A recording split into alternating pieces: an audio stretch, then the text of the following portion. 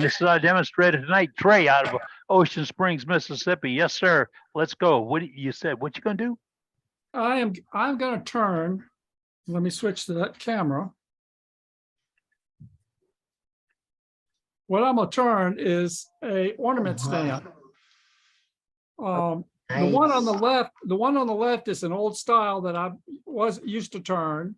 The one I'm going to turn today is going to be the one at an angle. Oh, nice. And we'll turn and finish it. It looks like a very elegant type finial, finial stand. You can adjust it to any height you want, or make the wires any length you need to support what you're doing. So it'll support just about anything. So let's go ahead and get to it. I am going to start with a 4-inch long piece of wood. This is about 3 inches in diameter. And I'm going to start with putting a tenon on both ends. So let's go ahead and turn it on.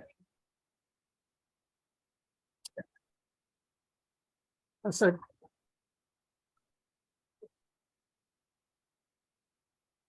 I'm just knocking some of the corners off.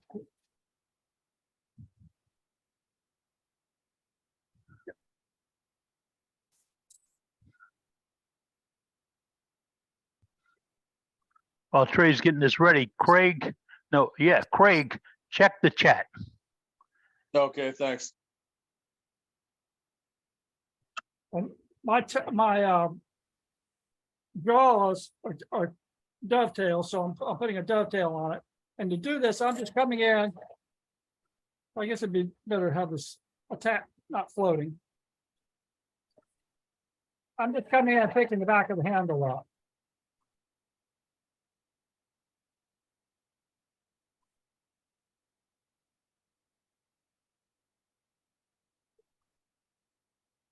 Yep.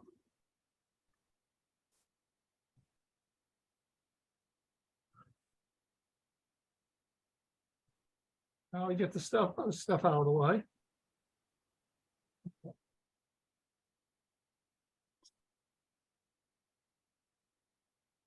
Just go very quick if you don't have to set up between things. So. Little talent chuck with dovetail jaws. And yes, you can get dovetail jaws for the one-way chucks, which is what this is.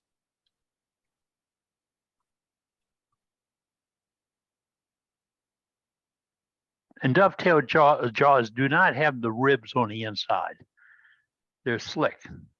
Correct. I don't know whether you can see that.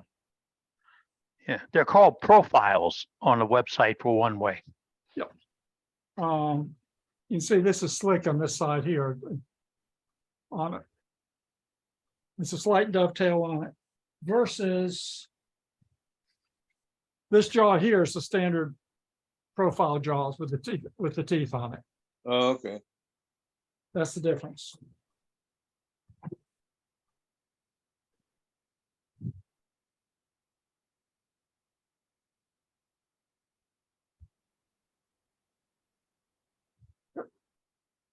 Now I'm doing this because I need to drill a hole inside of this piece.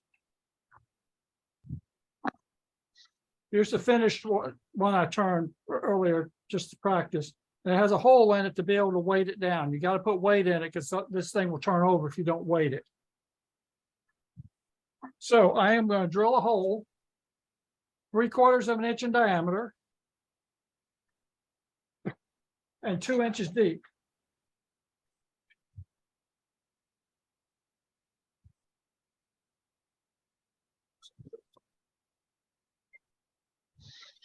And I'm going to go 2 inches deep.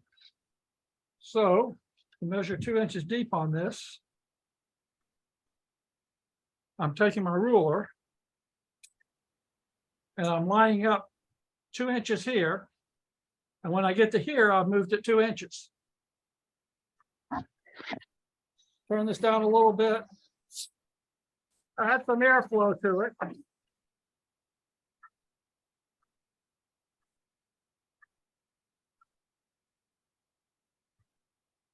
Why is he doing that? Gets the chips out the way and reduces the heat.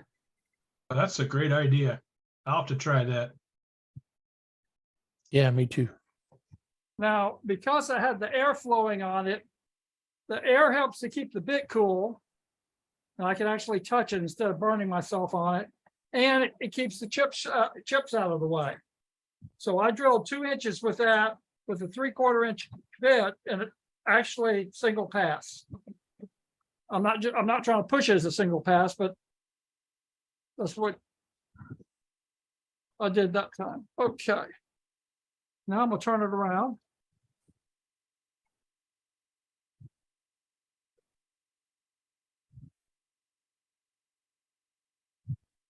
That's gonna be my bottom now. This will be the top.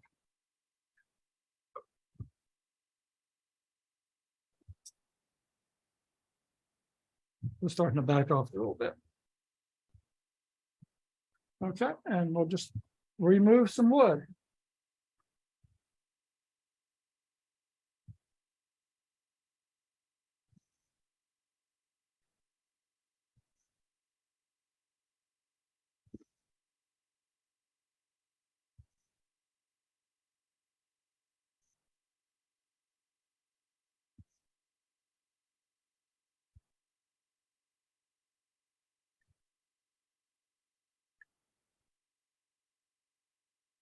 I'm going to interject. See, he's using a roughing gouge. Boy, is that a bad name for a tool. Look at the shavings. Yeah,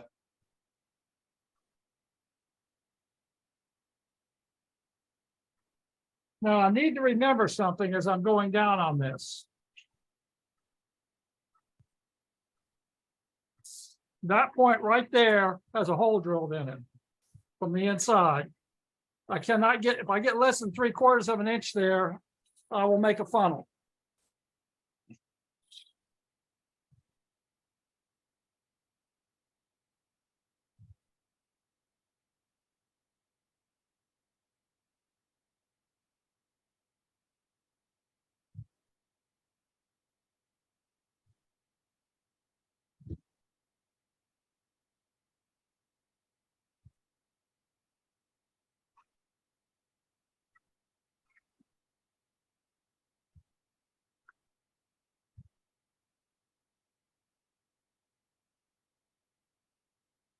beautiful.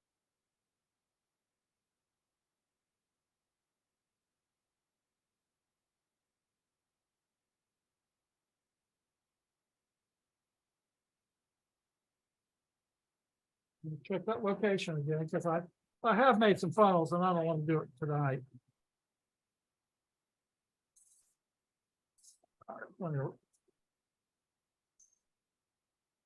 we got plenty of room there, still there.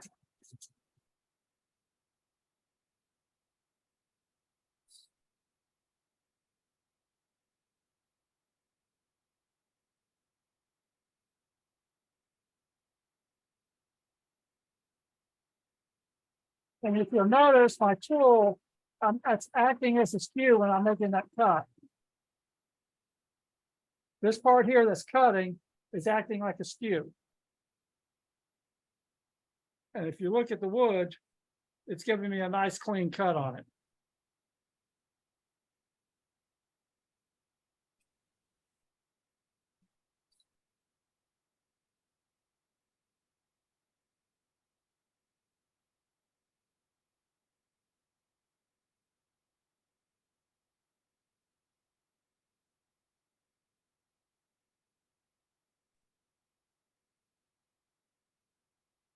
What type of wood is that, Trey? It's maple. And Thank- I'm using maple just because I'm able to get a baseball bat that'll let me do it. Thank you. It's a stock that Thank you, have Matt. that I was could go- trying to ask. It's a stock I could have that I could go 3 inches and it's dried wood. Thanks, Matt, for asking that because I was asked twice. Was wondering why he didn't answer me. Had my mute on. So One thing that also looks really good on this is if you put a centerpiece about a 1/4 inch in diameter, a 1/4 inch flat, and glue it up as a stock. And and have that striped wood coming down the middle of it.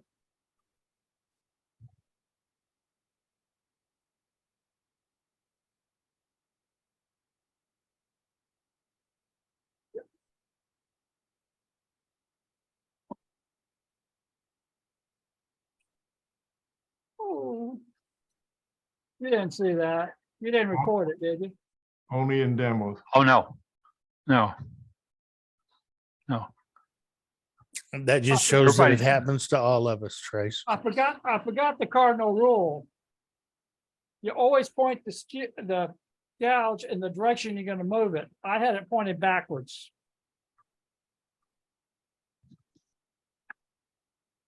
You point it backwards, it will skate every time.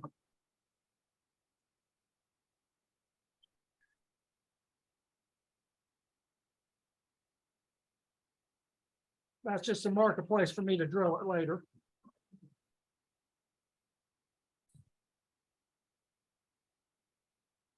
What's the diameter of the tip of that right now? About a 1/4 inch. Gotcha.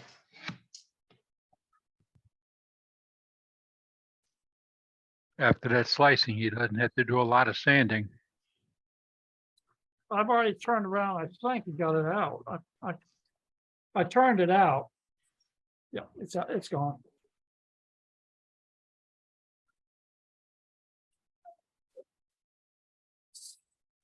Oh, I wasn't talking about the catch, talking about the whole piece. It was sliced and it looks really good.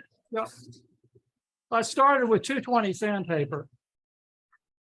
Because I didn't have any tear out or anything. Is that like emery paper? Question? All right.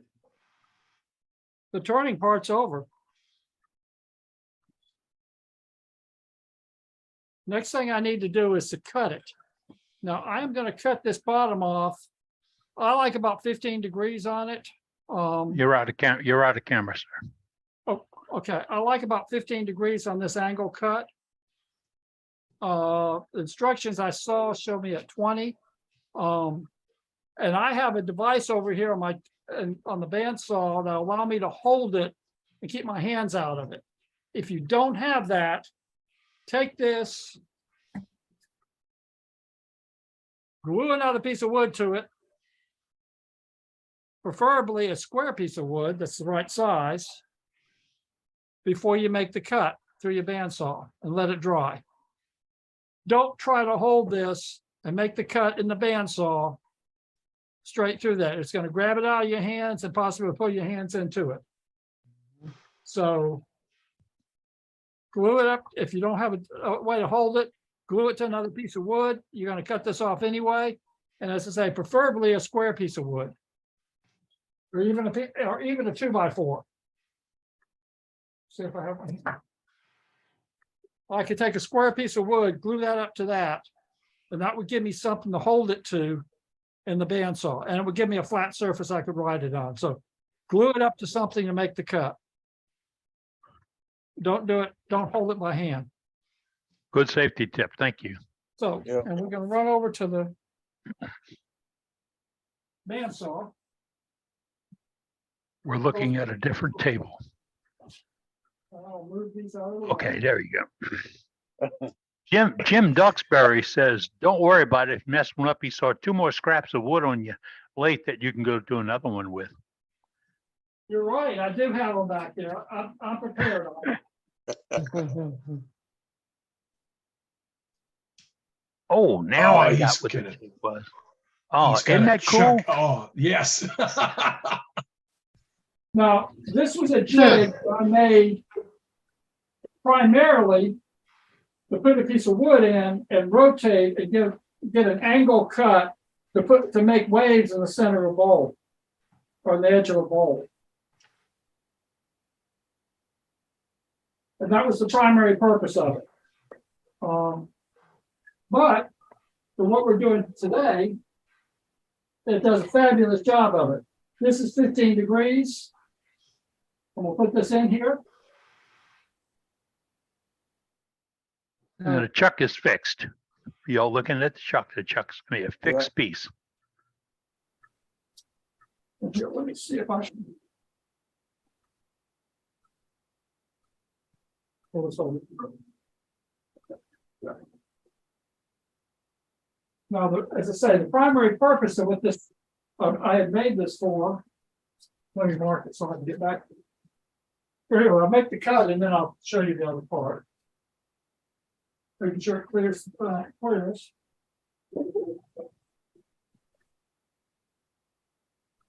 Hmm. We're looking at your shoulder, Trey.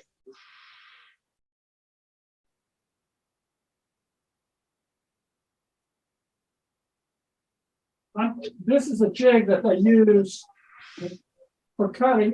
You bring it up to a point, and then you can sit there and you can cut a round shape into a Oh, man. surface. So if you have it set for a radius and a point, you can do it inside and an outside. So if you put them together, you can have a piece where you've changed the color halfway down. That is correct. They match up. Slick jig. Nice. Yeah. Do you see the extra holes in the base of the where the rotation is too? The screw in the table. Yeah. Yeah. Right now, I'm rotating on this point here, but that can be moved and reset all the way down to whatever point I want to rotate it at. There's holes up under here that I'll mount to, so I can move it out. Hmm. Like that. There's also We're recording this, right? up here at any point there too. So That's Oh, a don't great worry jig, about Trey. that. Dave Rose ain't missing this one, that's for sure. When you cut that, Trey, all we saw was your back of your shoulder. always saw with the back of my shoulder. Yeah, because Yeah, the you were camera's standing in behind front you. of the saw. Oh, okay.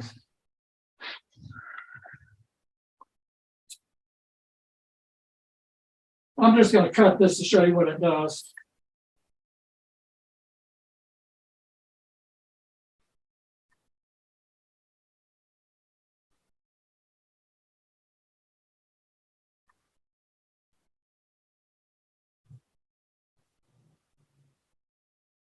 Well, I'll go ahead and cut it. And then I can put it on the piece in and do it again.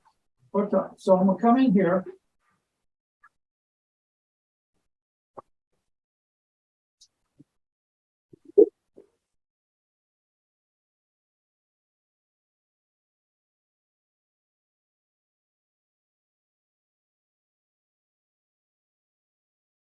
Wow. Nice. Totally. I know what I'm doing tomorrow. And I can make it here that makes up. Oh, And I can grab another piece of wood, put it in here, and I get the exact same cut. Yep. So I can put color patterns in the middle and everything else. Oh, man, you hurt my head because I'm looking at projects I can do with that thing. So how did you hold it at 11 degrees? Oh, gotcha. All right. I'll put that over here and put a little clamp on it. Okay. That's how I held it when I made the cut. that was 15 degrees, right? Yeah, 15 degrees is what I did. You did it there. Okay. And I had this adjusted in. Oh, the one adjust since I have it clamped. I had it adjusted in, so it just cleared my chuck Okay. where I had it. On it. But the primary purpose of this tool is to make this cut here. But it allowed me to safely do this. Nice. The next steps out of here are pretty straightforward and easy. I gotta add some weight to it. So to put weight on it, I tried pouring lead into them. It worked okay. I still had to glue it in. I still had to put glue on it when I did that. And I was getting a burn line around here from the hot lead in the middle. I saw that by wetting the outside and I didn't get the burn line, but a friend of mine's doing these too. And what he does, and probably the easiest way, fishing weights and glue a fishing weight into it. Epoxy that fishing weight in. And the last step after epoxying the weight in, because people don't like lead,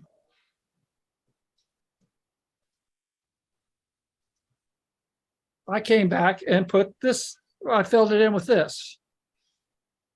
So underneath it, this is all you see, and you don't know the lead is inside of it, because a lot of people really freak out when you say lead. So you're not going to eat it, and it's enclosed. So the last thing you got to do, I drill an 1/8 inch hole in here because the wire I'm going to use is a number 8 wire, which is an 8 inch hole.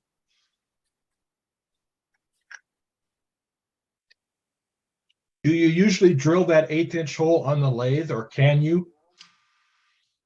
You can, but I've been drilling it by hand afterwards. I have a spot to drill it from, so it's not a big deal. I drilled it by hand afterwards. You can see where I filled it in on the inside of it, and then sanded the bottom off. That's an 1/8 inch hole. This is a number 8 wire. And I'll take a piece of wire the wire I've been using is about 1 foot long, so it's 12 inches. And let me grab one.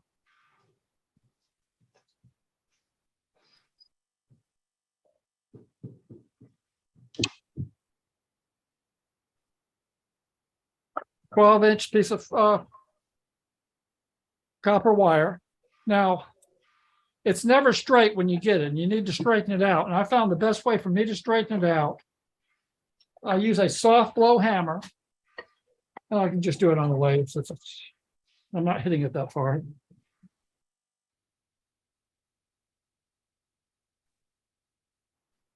Rotating the wire.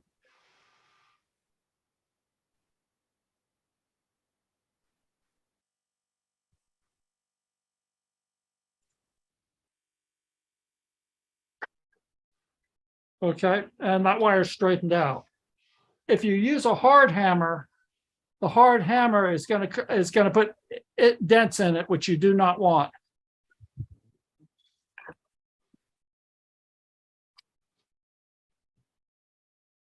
Next step, and I won't show you that, but I take it to a sander and I point it. The point on it is so that you can grab it right here, grab it on the ornament. Some of my ornaments are really, really, really tiny, so I'll add a hook to it instead on top of that. But then, after I've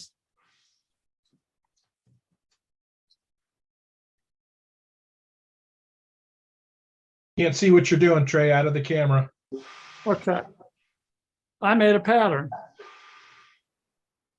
So I can come back and duplicate it relatively easy on the bends. Just because if you're making any of them, they run out. That hook's there just to help hold it.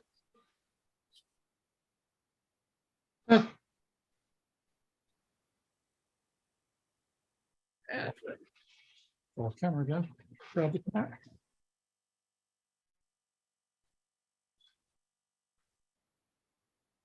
What?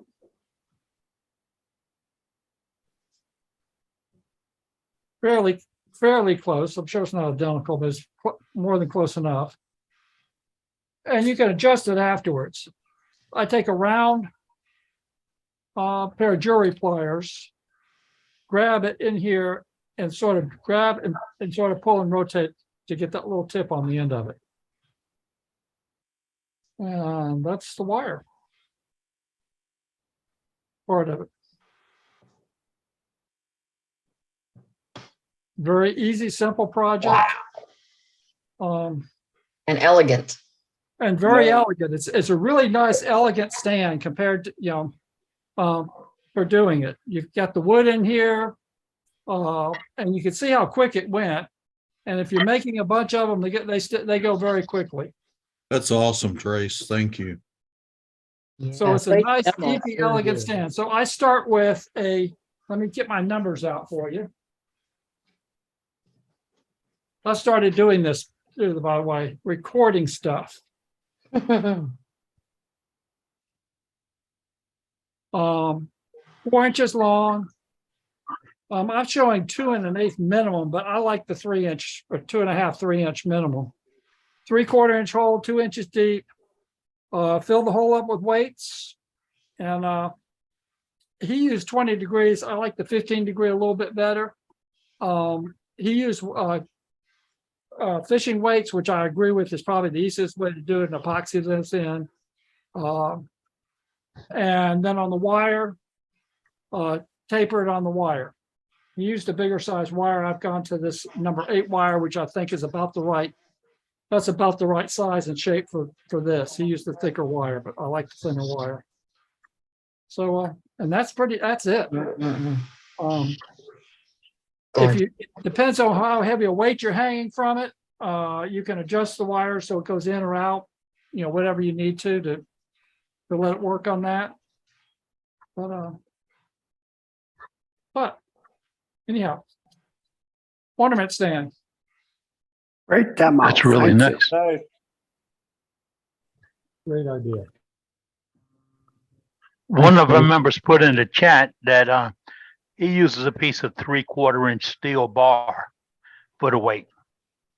That would work. And yeah, and for the folks in Canada that can't buy lead anymore, that's an alternative.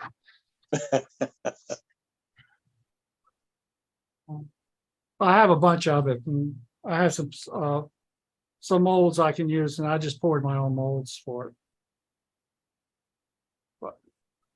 That is awesome.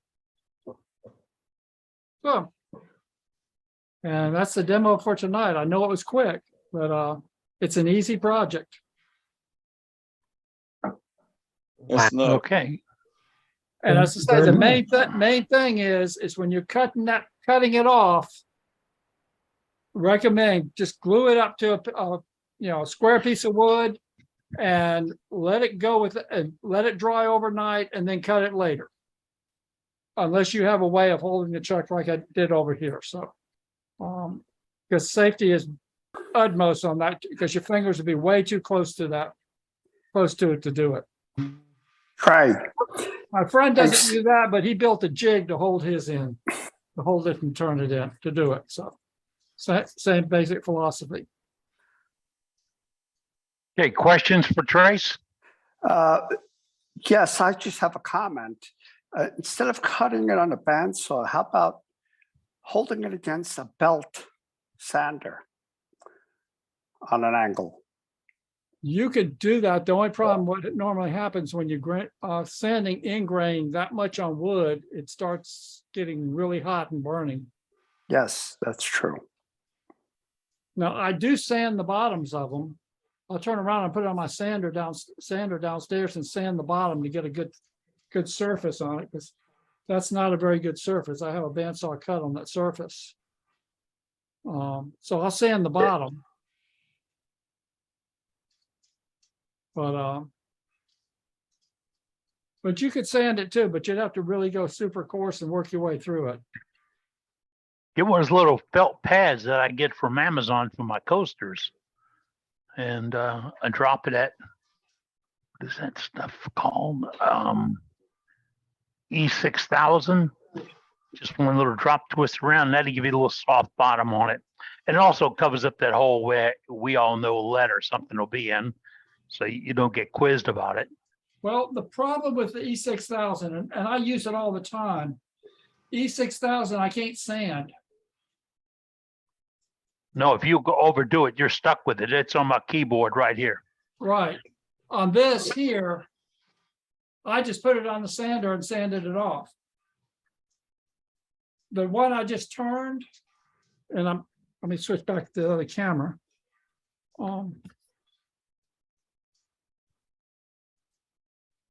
No, I didn't make it. This one here I just turned, that surface is rough. It needs to be sanded. I sanded this surface after I put the stuff on it, so it by putting just the plastic wood on it, it fills the hole. Does a great job of filling the hole. It's Okay. not obtrusive. It blends in with the wood. Looks great. The other thing that you can do with this, you can put a different piece of wood down the center section, a different color wood on the center. Say 1/4 inch or 3/8 of an inch thick that goes straight down the center. And that looks really, really nice Wow. to glue it up as a sandwich.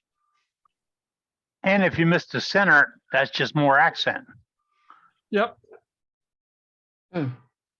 The weight that you put inside of it, about how much weight did you add to it? I fill it up whatever I can. I try to fill it. Okay.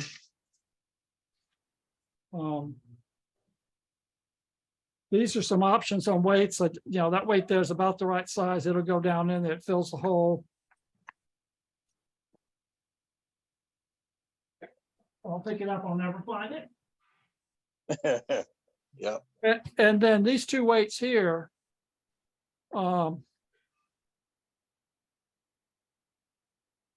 They will fill the hole up Okay. down flush, or I have these 3 smaller weights and they'll do the same thing. So whatever you can get in there, I would put in there, Okay. weight wise. You want as much weight as you can to keep it down because it's offset, and if you center all this directly on top, dead center on top of it, of this point here, it'll be stable, but you don't always do that. And the weight helps to keep it there. Gotcha. Thanks, Trace. Trace, you're only 15 degrees off center. If you laid that out and turned it between centers, you could almost turn that thing or drill the bottom and put a cone in there and put your tailstock in the other end and turn it off center, couldn't you? Ooh, I bet you could turn that off center. You probably could. You could probably do an off center turning. okay, boy, you just threw a kink in it because Jim's gonna have to show us how to build that rig, and now he can show us how to off center turn it. But I'm willing to bet between centers, I can turn them out twice as fast as you can before you trying to go offset. Probably, but yeah. Well, once you got it laid out, you're almost tangent to the side of that thing. You could turn that off center, I'll bet you. Anyway, great demo, really nice. I like your shop too. It makes me feel like home. Yes. Hey, I love that jig you had on I the. cleaned the floor out and everything just for y'all. Oh, Yeah, damn. if you drilled the small 1/8 inch hole on the lathe, then all you got to do is put it between centers and put your cone center in the 1/8 inch hole. There Yeah. you go, right like that, and you can just zip it right out. Yep. Without having to build the other jig. I like that jig on the bandsaw. Yeah, I'm I gonna do build I was it too. gonna say, then you miss all the fun of building the jig, right? But I already Yeah. I had the jig for the bandsaw already, and I just used this application for it. Great demo, Trace. So I already Yes. had it. So it wasn't something I built just for this. Yeah. You can see it does a whole lot more than just cut. But so Nice. That is a unique project, I tell you, really nice. Here's your chance, folks. Make the base for the ornament you're gonna show us on December 21st. Tracy, you gonna be in that? You're gonna show us you're gonna show us your ornaments December 21st? I'll be around, so I can probably pull out a couple. All right, good. We're looking for them. Any other questions for Trace tonight? You did an excellent job here. Yeah, great Yeah, I job. want to ask. Yes. I want to ask about the plastic wood. How long does that take to set up? It was pretty quick and that within an hour. Okay. Yeah, It that plastic surprised me wood's how an quick old it set product. up, but it set up pretty quick. Now, if that's a true craftsman, it doesn't know how long that plastic wood takes to cure. He's never used it. He does such good work. I've never used it. See? I've used some other stuff. I've used rock hard putty and some things like that. I've never used the plastic wood. Some of that plastic wood sets up in less than 2 minutes. Well, I tried to get something that was solvent based versus a water base. Yeah, And the plastic wood is a solvent base and not a water base. It's not water based, it's a solvent base. So that was so when I went to the store looking for a way to fill it, I went ahead and went with that. The other one was white and I didn't want a big white blob on it. This sort of blends in a little better. So yeah. But that solvent evaporates a lot quicker than water. yes, it does. And it doesn't raise the grain or anything else. So Yeah. I remember that from when I was sitting on a stool watching my dad back in the 50s and 60s doing woodwork. That's been around forever. it's been there forever and it doesn't shrink up as bad as some of these others do either. Some of the water-based stuff shrinks. Yeah.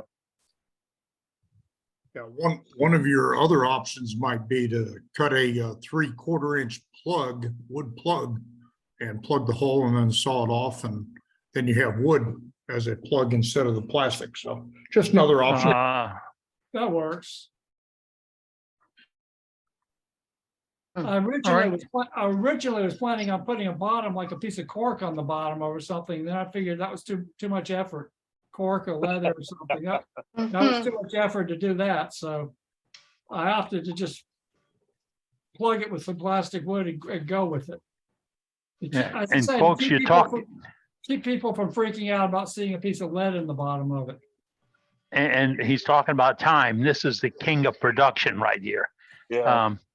He's not talking about doing one or two, unless you say hundreds. Yeah, But I only do these in a couple dozen, so. Only a couple of dozen, folks. Yeah, Yeah. wow, Thank you, Trace. That was an awesome demonstration, sir. Very nice. definitely. Welcome. Yeah, appreciate it.